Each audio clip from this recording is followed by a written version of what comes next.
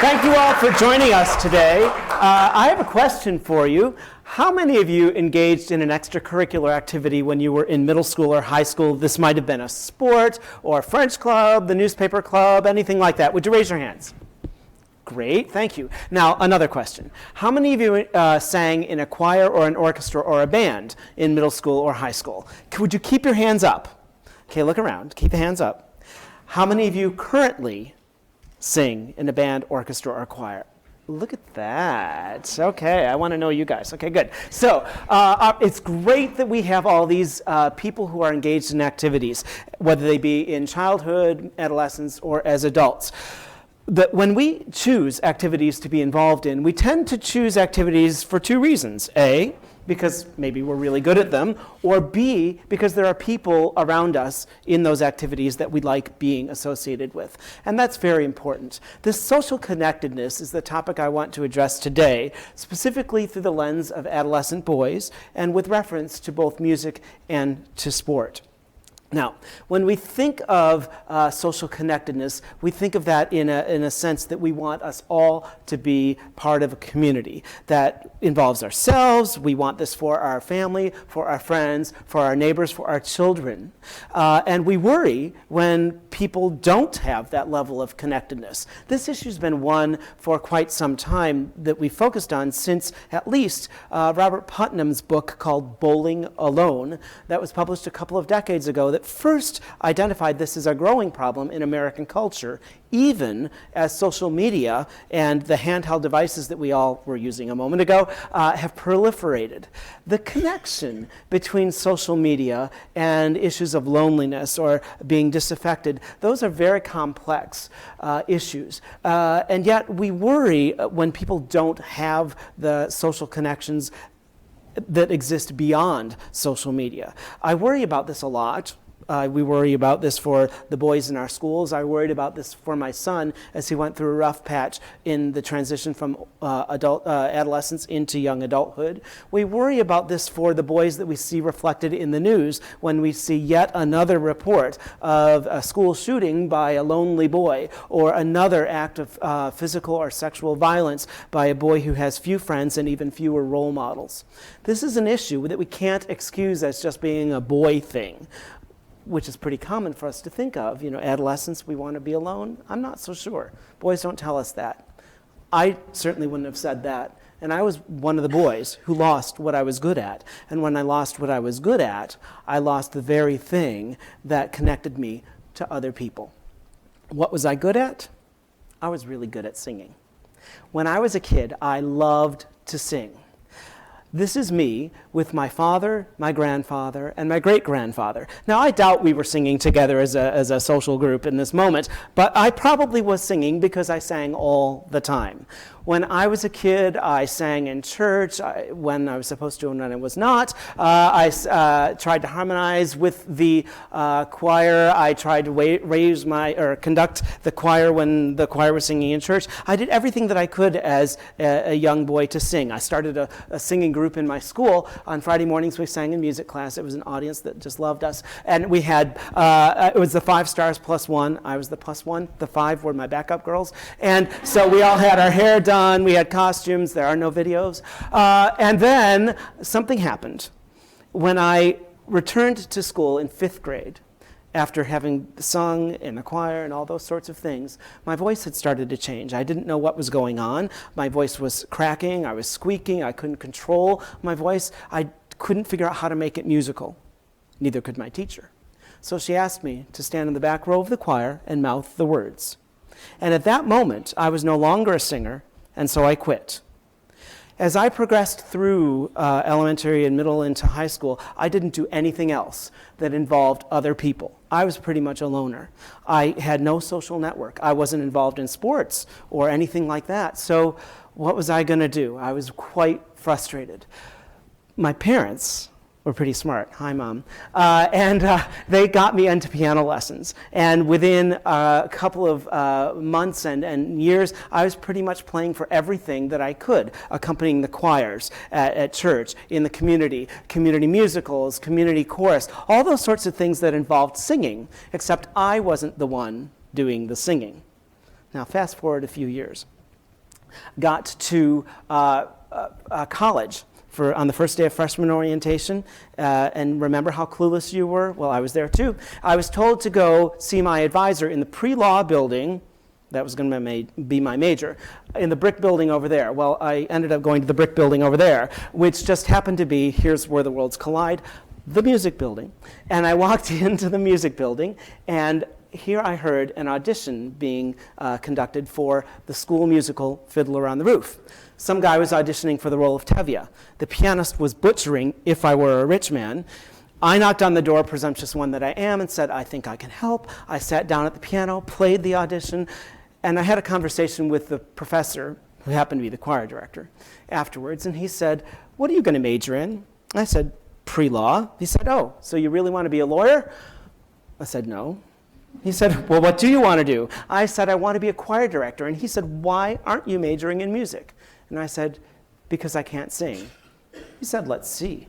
He took me over to the piano, sat down, played some notes, asked me to sing, and started to show me all the things that my voice could do instead of all of the things that my voice couldn't do.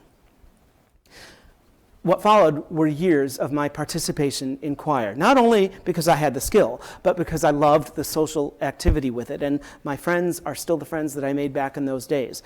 I regained the social network, all because of one teacher who earlier told me, no, you can't, and another who later told me, yes, you can. So I became a music teacher. And I tried to focus all I could on working with adolescent boys so that I could prevent happening to them what had happened to me. In the earliest days of my career, I found an article written by Leonard Van Camp, who was in the final days of his career. And he was frustrated because as a choir director and professor at the University of Southern Illinois, he was concerned that there weren't very few tenors and basses coming into his college choirs as a result of there not being so many tenors and basses in the high school choirs. He saw this as a growing problem, and he decided to take a sabbatical. He traveled to all 50 states, talked to professors and choir directors all over the country, and said, yes, this is a problem. But the sentence that stuck with me was toward the end of his report, where he said, after all of this study, I realized I'd been talking to the wrong people. I needed to be talking to the boys who once sang but no longer do, the boys who never considered themselves to be singers, and the boys who were successful. Because if we're looking for change and what we need to do to change the number of boys who see themselves as singers, we had better be listening all the time. They're trying to tell us how to help them. And so we know that singing in choirs is something that people do. How many? Well, a study released last week shows us that 24% of high school students enroll in music class at some point during their high school years. 13% of high school students are enrolled in choir at some point. Only 4% of those are boys. That's a problem. So we know that Americans do sing in choirs, but when boys don't, they lose the opportunity for probably the most socially connected activity you can imagine.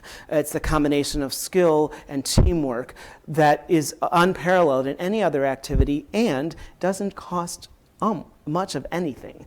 We all have a voice. So in America, we know that 17% of you all sing in choirs, whether they be in school, church, community, or professionally. We know that 1 in 6 of you sing in choirs. That's 54 million Americans sing in choirs. That's awesome. Singing is something people do. This was made very clear to me on 9/11, when I was living in Center City, Philadelphia. On that day, I walked out of my house and started walking around the streets of downtown Philly. There was no sound. There was no usual sound of cars and the hubbub of people in rush hour. What there instead was eerie silence. The silence, though, allowed you to hear the sound that there was coming out of the doorways of churches, of office buildings, and on the street corners where people got together. They weren't talking. They were singing.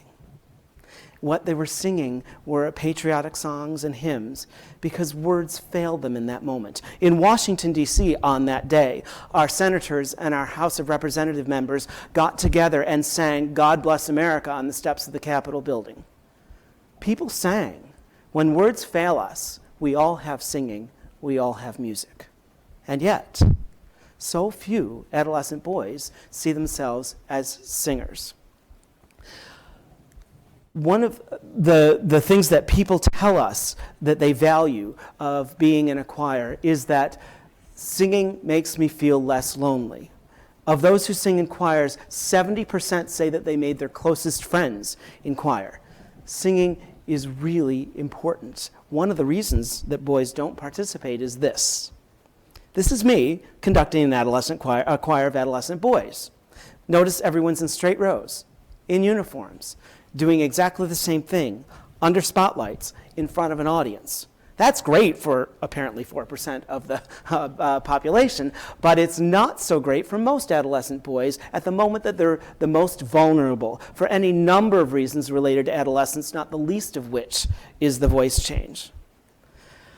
So what do boys tell us about singing? They tell us that they drop out of singing experiences between elementary, middle, and high school when their friends drop out. They say they drop out because they feel they no longer have the skill to sing in choirs or to sing in groups. And they say that they drop out because they lack role models for what it means to be an adult who sings. That's where all of you come in. What also do boys say about singing? They say that they're attracted to choral singing when their friends join together with them as a group. Your coaches know this in sports. They rarely recruit one boy at a time. They recruit a boy and his friend. Your guidance counselors know this when they transition boys from 8th grade into high school. Rarely do we do the single boy. We do multiple boys coming together. Singing's the same. We know that boys want to learn skills. Just as our bodies are changing, we want to use our bodies in the new, to take effect of all of the capabilities that we've got. Singing is no different. But when we don't teach the boys the singing skills and instead teach them, say you have to sing the right notes and the right rhythms and then stand in line and, on the risers and do it in front of people, that's not about skill, that's about presentation. So that environment may not be considered safe. Number 4, boys want older vocal role models. Maybe it's a father, a brother, a friend, or someone in the community who's a vocal role model that doesn't know he's a vocal role model, just as all of us are role models for some kid out there that we don't even know. They're looking up to us every single day. Role models are important, but nothing is more important than social connectedness. The social connectedness with friends gets you into choir, but it's that group cohesion, the connection with the teacher, and the support of the role models, that keeps a boy seeing that singing is something that I can do, whether I stop for a time and come back to it or anywhere else in life. I like to make an analogy to working out. Because working out can either be something that we do in a social group where we have friends that support us in the gym and move us forward and tell us when we've missed a day or whatever, or working out can be solitary and singleton, like if you're the guy in the gym with the headphones on and you're tuning everyone else out as you do your workout. I became interested in this when I was ill as a young adult and I needed emergency surgery. Everything's fine now, but for a time I needed help, and to regain use of my muscles and coordination and all of that. So I joined a gym, and I found I was really good at this stuff that I'd never experienced before. I had a great level of skill, and along the way, I met lots of people who encouraged me, who kept me going, and we became friends, and it was just a great environment. And if I had not had that sort of thing, I probably wouldn't have stayed. I eventually got so good at it that I joined and competed in a national bodybuilding competition for people who had physical disabilities or other kinds of challenges. I was on ESPN and all that. There's no video of that either, but it is a true story, thank God. So I became so interested in that I then changed my career for a time and became a trainer. What I loved most was seeing the person at the door afraid to step in the door because they thought they lacked the skill and didn't know about anybody in the gym. I thought, I can help with that. Because if we can help people feel that they have a community and that they have some skills, then we help create that social connectedness that helps people feel engaged. There is a recent book by Daniel Coyle called The Culture Code. And in that book, he posits that we ask 3 questions when we are considering entering any kind of activity. Number 1, am I safe here? Number 2, can I be connected here? And number 3, is there a future here for me? So when we're thinking about the issues of adolescent boys and connectedness, can we help influence the situations that we create for them so that they can feel safe, connected, and have a future? Because if we can, perhaps we can help boys move away from bowling alone and toward singing together. Thank you very much.